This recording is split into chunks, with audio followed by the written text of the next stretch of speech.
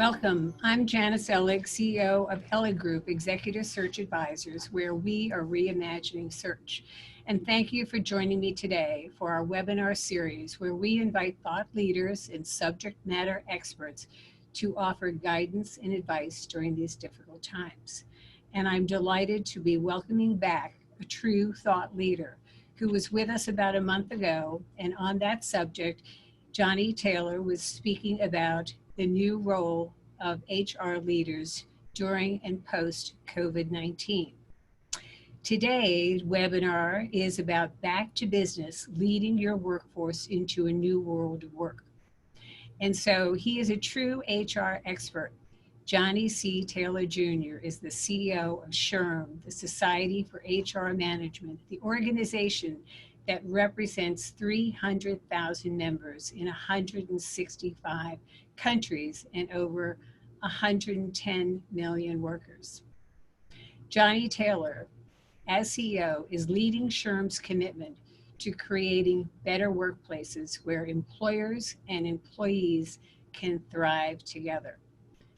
Johnny, you're really at the forefront of everything that is happening today, but we are in good hands with you because you had a wonderful career starting out as a lawyer and then going into corporate America as a GC and then heading up HR as well as the legal area, and then being CEO of a major not-for-profit before heading up SHRM.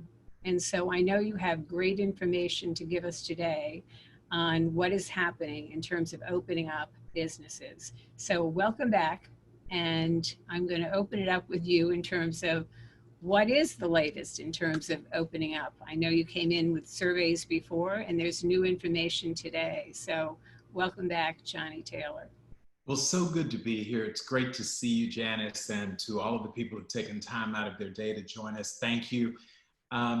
Listen, things have changed, and it seems like every time we start these conversations, we start with, we can't believe it. I was joking with someone earlier today, and I said, 2020, for all of us who just couldn't wait for it to happen, are now we're saying we can't wait for it to end, right? It's just like so much going on. But the good news is, as I said the last time I spoke with your audience, is that the world is changing and HR is no longer having to make the case that what it does is mission critical, right? It's at the core of every business. So I love the topic today, back to business, because that's what it's about. Before I go into my slides, I just want to tell you, because of everything that's gone on, when we talk about going back to business, let me be clear. Many of us continue to operate. There was business going on. And what we're really talking about is the debate. And I think it's a pretty sad debate about who's right about whether or not one works from home, allows working from home, or works from the office and bringing people back in. And when will people be guaranteed safety? Well, there's some realities. In the workplace, we've never guaranteed safety. We've done our best to bring people back to environments, and we've taken reasonable precautions, but there's nothing that an employer should ever say to represent to its employees that we're guaranteeing your safety, because we aren't. One of my colleagues pushed on that point the other day. We could theoretically, before ever, given the amount of workplace violence and frankly deaths that we saw over the years, we could require that every person go through not just a metal detector, but we pat them down, we do a background check before they visit. We could do a whole bunch of things. The reality is there's some risk that we all take every day. And so we're going to do our best as employers, and you out there who are tuning in, to provide as reasonably safe of an environment as you can. And that is using the information that you have at the time. Just yesterday, I was reading in the news that, all of this, we had people really, caught up in this idea that asymptomatic COVID carriers could pass the disease on. And now the World Health Organization is now coming back and saying, oh, that's very rare, very rare. And we just didn't know that 3 weeks ago. We didn't know it. And at the time, we were responding to what we knew. So we have to be reasonable in our practice here. The other thing is, keep in mind that there are two things you need to do. Every organization needs to keep the best talent. You need to keep your best talent, but you also have to be true to your culture. And what you're really getting at, this I think it's almost a false choice, is should I be a work from home and culture, or should I be a work from office culture, WFO versus WFH? And the reality is, who knows? It's going to depend. You've got to figure out and be true to who you are as an organization. That's what we HR practitioners now know. There are going to be some organizations that say, we just prefer, at the end of the day, people to come to a central place and work together. And that's it. So I'm going to share with you that some of the data that we have now continued to gather at SHRM. We have a group of researchers out there who every day are doing employee surveys as well as employer surveys, and we're doing it domestically as well as internationally. And I hope this will give you some insight. So let me just sort of start off by telling you what we're kind of knowing. We are going back to work, and we're going to do it in different ways. And one of the most obvious and different ways is working remotely. What does that mean? We know that some of the jobs can be done remotely. Let me start with, the analysis went this way. We determined during this break which jobs really could and should be done remotely. Johnny, is there specific industries that are bringing people back more than others? Yes. So as you might imagine, those people who are in service industries need to. They need to get you, if you're in hospitality, you need people to make the beds, you need people to greet guests, you need people to do all of that. So there's no question that certain industries, what we're finding is those who are in the knowledge business, and we oftentimes point to what Twitter did and what Facebook and Google are doing. Well, that's because they are primarily in the knowledge business. An interesting example would be Apple, which is both a knowledge-based company, but also a retailer, right? And you obviously, if you're going to open your stores, you need people to show up. And so what we're finding is knowledge-based sectors, industries that really rely on people, they can afford to have the luxury of allowing more of their employees to work from home for a longer period of time. So the research is telling us that what we know is that some employers are in fact doing this. So now you have my research, right? I was a good, thank you, Janice, for carrying me through. Half of them are going to return by the end of July. Most of those are going to return right after July 4th. As seen, 20% of them have already reconsidered or reopened or never closed. And as you might imagine, it's those businesses that couldn't afford to.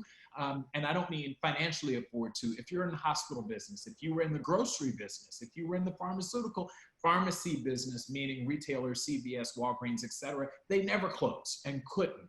So the stats are there. I won't go through all of them in the interest of time because I really want to open this for questions. But the data is pretty compelling that about 53% of the 45%, the most important bar at the bottom, of people who've not yet returned the date that they're going to announce, most of them have told us September will be the next big move, that shortly after Labor Day, an overwhelming majority of employers will have people back in the workplace. And especially as we hear and learn more from the CDC about how the virus actually works. Remember, we were literally operating in the blind at the time because we only knew what we knew.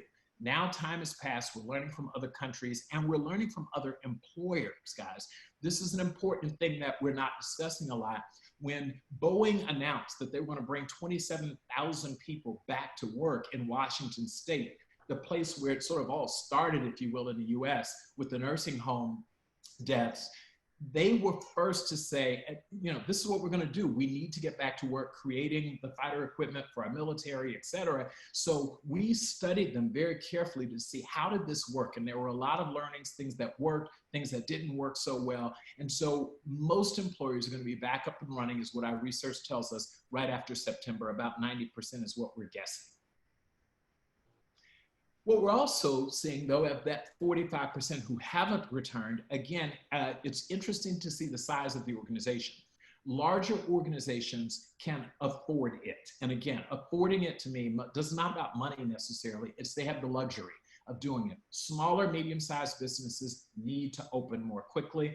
It is a matter of survival for them and continued employment for their employees. And so they are opening. Again, I already said this, but the knowledge industry is where it is. Service and physical workers, people who actually do the work, making the beds, the plumbers, et cetera. Many of them didn't ever stop working. but they are now, coming back to work in meaningful numbers. But knowledge industries are the ones that are taking their time to think through this. Organizations who have set a return to work site date. Okay, so I talked about this. 40%, the overwhelming majority of them are going to do this phased return strategy. And I was challenged by someone on a recent call that said, well, why are they doing it? If it's safe, then it's safe for everyone, just reopen. Well, the reality is there are learnings. When we talk about social distancing, we've got to understand how human beings actually behave. How will they operate in bathrooms, in elevators, in hallways, in meetings? So it's very smart, not that someone who doesn't do it is not smart, but it's very smart to consider a phased return strategy. They're also doing an alternating return strategy where a certain portion of the population works on Mondays and Wednesdays, others on Tuesdays and Thursdays, and then Friday might be not working at all or everyone's there. So they're working on this alternating return strategy so that you reduce. And that applies largely to organizations that have a physical footprint that actually was very congested. It was densely populated. So think about newsrooms. I was just talking to someone who runs a new newsroom. They were all together. There's no way you can get 250 writers in a room given the size of that space. So what they've got to do now is bring half of them in to appropriately recognize the social distancing requirements outlaid or guidelines laid out by the CDC. Here's something that's fascinating. About 10%, 11% or so of all employees working from home will be returning to in-person full-time work immediately. Okay, so this isn't just the people who always continue to work the front line physical. These are people who were working at home and they're going to come back to work immediately. Others are going to bring some of the employees and allow them to continue to work off-site, while some are going to work indefinitely. Again, there's no one size fits all, but we're seeing these natural kind of fluctuations. And lastly, 10% will allow their employees to choose whether they prefer to work from home or will determine so on a case-by-case basis. That's where, frankly, and I've mentioned this a number of times, there are legal risks. So I would encourage all of you out there who are watching this, when you do so, be very, very careful. I actually would recommend you think about going through the same sort of analysis that you engage in when you're thinking about affirmative action, or when you're doing the analysis to determine our adverse impact. That's what I meant to say. Adverse impact analysis if you're going to do a major layoff. If you potentially impact one group of women, I think I shared this with you the last time. I was shocked. One employer said to me, hey, we're going to do this. We're going to allow our women to work from home so that they can take care of the kids. I said, what did you just say? I mean, who says that? But that's well-intended, I think, kind of tone deaf, but well-intended. They actually made the assumption. I said, there are single men. There are people who are partnered and married and otherwise, and who's to assume that the wife has to stay home while the husband comes to work? I mean, that's ridiculous. So I would just say, as you think about that last category, be very careful not to let our own biases come into play. Johnny, there's a question. Well, first of all, there are two questions, but yes, these slides will be made available to those who have, we have their emails, and also it'll be on my website, and it's available on your website as well, right? Yes. And for the 11% who are returning everyone to work in the office, what is predominantly the industry of those employers? It really gets down to culture. There are some leaders who have said emphatically, we are a work from office culture. I think there is value in my people being together. It's not a question of whether or not they could work remotely, because they could. And by the way, that's the way it's always worked. If you think about pre-COVID, we always were aware that certain jobs could be done remotely. We just decided that it was more important. On a very personal level, I think about it, my EA, I now know 3 months into this that my executive assistant can service me quite well remotely. And she asked me the other day, not for health reasons or for anything else, what would you think if I decided I wanted to work remotely? I said, that wouldn't work for me. That's just it. So we are opening on X day, and you're going to be here or you're not. And again, if you told me it was for health reasons, if you gave me a set of childcare, legitimate concerns, I'd say we'll accommodate this. But ultimately, that 11% are primarily CEOs, executive directors, leaders of their organizations who said, I just want my people to come together. I think they benefit and we benefit better. How will the company cultures change or adapt the post-pandemic in the workplace? What are you seeing? Couple of things. This work from home is going to change the dynamic. And for example, we're all right now, and hopefully all of you on this are trying to figure out how will we maintain culture, the types of culture that we were able to build and nurture when people came together, when a significant portion of the population is not there. We're also going to have to think about promotional opportunities. There's a lot to be said for out of sight, out of mind. How can you ensure that your most talented people who are now working remotely also get the type of visibility, the type of inclusion that they have post-pandemic than before the pandemic? That's number one. The other thing is there's going to be huge intentionality on the behalf of CEOs, and we're seeing it now in C-suite generally, about cost cuts. And that's the reality. We're looking at it saying, hey, I can save a lot of money if I don't have to lease 100,000 square feet. I can, lease 50,000 square feet and leave a certain population working remotely and bring others in. And again, there are negative consequences to people if we don't ensure that we are very intentional about bringing and including all people with it. You'd hate for the new divide to be those who work from home and those who don't, because we should all be in this together. Are you seeing that, and CEOs have come out with some great changes for policies and really extended themselves. And I'm so heartened by what I'm hearing and seeing, from extension of benefits to monies being put out there to really help not just the families who have been impacted, but extended families, and putting people up in hotels who got the virus. What are you hearing on that front in terms of what companies are doing and how that's impacting the cultures and people just going forward with the changes happening there? So it's interesting that you mentioned this, and I'm gonna, in another discussion, I'd be glad to come back and talk about this, but it's fascinating. We saw, and we're studying this, COVID created sort of this, we are American, we all came together, we reached out, we helped our neighbors. If they didn't have toilet paper, we let them borrow it. While they, all of the stuff, people were taking food to the elderly who were compromised by going outside.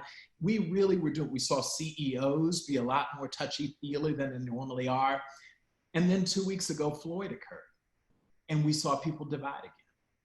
And so, it's not, if I had this conversation 2 weeks ago, I'd say I'm very hopeful about the long lasting effects of COVID. And these are unintended consequences. None of us are happy about COVID, but I mean, if it occurred, what's some of the upside? And now fast forward, we find ourselves divided again. And that is, so I would have answered the question 2 weeks ago, but we can't ignore the elephant in the room that we are now divided again, and divided within communities. The belief that the Black community is monolithic and feels one way, and the white community feels another way, is naive, and it's just wrong. And we're trying to sort through this very complex environment, and so too are CEOs, right? They're trying to be on the right side of history. And so more than you probably wanted to get into, Janice, and that's a longer discussion, but it has really, it's COVID plus what we've just seen from the Floyd unrest. And there's a lot going on. So you call the HR the workplace first responders. How is the SHRM role changing as a result of COVID-19 crisis? And how is it going to really be called on, even more than it's ever been? And I'm a recovering HR leader. That's right. And I place a lot of HR leaders, but it's really a very different role today than it ever was when I was in that position years ago. Yeah, it's so I can tell you quickly 3 areas. First of all, you truly are and need to be the confidant to the CEO in a way like never before. And confidant means that person has to feel comfortable coming to you and revealing their honest feelings on any number of issues. And you walk them through, help them make the best decision. not judge them, not hold them accountable for whatever biases we all have. Some of us thought COVID was not that serious of a matter. Others thought it was the end of the world and that we were, so helping that CEO know that you are that person that they can absolutely go to, and no matter what, it's almost, I'm a lawyer, so I'm used to people feeling comfortable coming to me and telling me their deepest, darkest secrets because it can't go anywhere. Well, you've got to be able to play that role for your CEO. That's number one. Number two, you're in this interesting position where we will always ask, who does HR represent? Management or employees? And the answer is both. And you've got to find a way to walk that line where you are concerned about the interest of your employees, and not just while they're at work, but in their full lives, while at the same time, you're paid by the company to help it manage its human resource investment and get a return on that investment. And that's just the reality. And they're in conflict. And then the third area, which is your business colleagues now, all of us are under financial stress, notwithstanding what the stock market is doing. Most of us took a hit this year. And now that means we've got to do more with less. And you have got to be a part of that business, because oftentimes the single largest or second largest line item in the budget are people and people related costs. Do we continue our 401k match or 403b match? Do you, reduce the benefit offerings to offset? Because those are big dollars in the right organizations. Want to find $500,000? You can do it pretty quickly on the backs of employees. So you've got to be as good of a business person as you've ever been. It's not HR. And that's why I get driven crazy sometimes when people say, well, the business people feel this way, and I in HR or as an HR business partner. No, you're a part of the business, and you've got to be a business person at the table, defending your turf, saying that short-term cuts will have long-term negative implications. So those three things: confidant, the person who balances that very uncomfortable tightrope of employer and employee, and finally the business person. And you are expected to do it at a level that you've never been expected before. And Johnny, there are no clear-cut answers, are there? I mean, it really comes down to such a gray area. It's never right or wrong. Which makes it so difficult. And it's why we need not only smart people, but we need people with very good instinct. It gets down to, when I'm interviewing HR people at my own organization, judgment is a given, but instinct is that thing that kind of, how to walk this line, realizing that you'll never make everyone happy. To your point, Janice, you'll never make everyone happy, but your instinct, that gut that you have, is what you've got to rely on. Yeah, I always say that intellectual curiosity, that commitment, that being courageous, and good character, right? Amen. And that courage is big too. The courage to be able to say, today this is going to upset people, but in the long run, it's the doctor who gives you a painful shot every once in a while. But on the other side of that, she is either preventing you from disease or helping fix the disease that you've already contracted.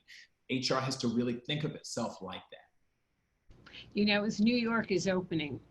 Yes. I can't wait. I know, me too.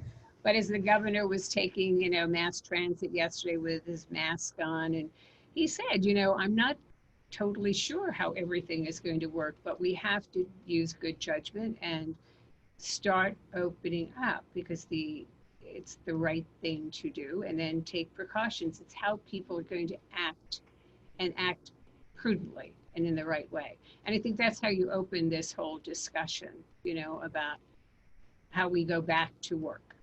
And listen, it is not either or. It's lives and livelihoods. Right. And anyone who tries to, again, make this false distinction between, you're only doing that for money. Well, you have to do both. We got to protect lives, but we have to protect livelihoods. And as HR leaders, we've got to be unafraid, courageous to say that directly to your employees. Look them in the eyes and say, you can't have one without the other.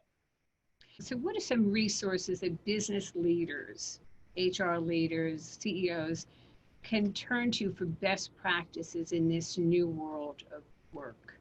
We have put a ton of editorial effort into making sure that we get the latest information, not just epidemiological information and public health information from the CDC, I should say, but also from what did we learn from Boeing? as they open? What are we learning from the meatpacking industry as they open? What is Marriott learning? We want to make sure that we are a central repository for that. But the other places I will tell you, I mentioned it, the CDC goes deep. We link to them. They're a great example. The International Labor Organization, the ILO, goes deep. There's a place that you can go and get great information about how this has impacted them globally. I just did a session with the CHRO of Baidu, I think I said it right, but it's the equivalent of Yahoo, the search engine in China, to understand how did they do it, because they came out of this earlier than the rest of us. They're really good. ILO, the EEOC, by the way, is a really often you don't think about the implications of it, but given the most recent, update that they've done to the FMLA, which allows for, the 5 exceptions, including for people who have to provide, who don't have childcare, they're a great place. Their technical guidance, their Q&A list is very good to help you navigate and even you call them, sometimes they'll tell you, we don't know. We laid out those regulations and we're not sure how it's really going to work, but we needed to do something. I do want to say one other thing before I got another question, but I just will tell you, we're going to have another stimulus plan, another PPP. Right now, I've heard loud and clearly, and I've been talking to the Secretary of Labor, I've been talking with everyone about the $600 payment that came every week to people who are unemployed from the federal government, plus the state unemployment. And it has really created some challenges for businesses out there. Small and medium-sized businesses are struggling to bring employees back because those employees say, listen, I'm making a grand a week right now. That was more than what you were paying me. And so this has created an issue. We have heard this. We are working now with the government to figure out how to do this humanely, but also to incent people to go back to work. So Johnny, we did not get to all the questions, and you've given us a lot of websites to go to. So what we're going to do for our audience is to make sure that they get their answers to their questions. We're going to give them all the websites that you said to go to, and whatever else is on your website that they should go to so that they're fully informed. You've testified before Congress. You've been CEO of this not-for-profit, other not-for-profits. You've been on corporate boards. You've been on not-for-profit boards. With you, YMCA USA, right? The YMCA USA, and I took over your role for one of the chairs of one of the committees. You've really been a thought leader out there, spokesperson for doing what's right at the right time. So I really applaud you for everything you're doing and will continue to do. And we will invite you to come back on and further the surveys and the thought leadership that you're doing. Thank you for everything you're doing. Thank you for being on the program and for your friendship. So thank you so much. Thank you to all out there doing this hard work, because this is ugly right now. Thank you so much. Be well, stay well, and best to our audience. Thank you so much for joining us with Johnny C. Taylor Jr. Thank you, Johnny. Thank you.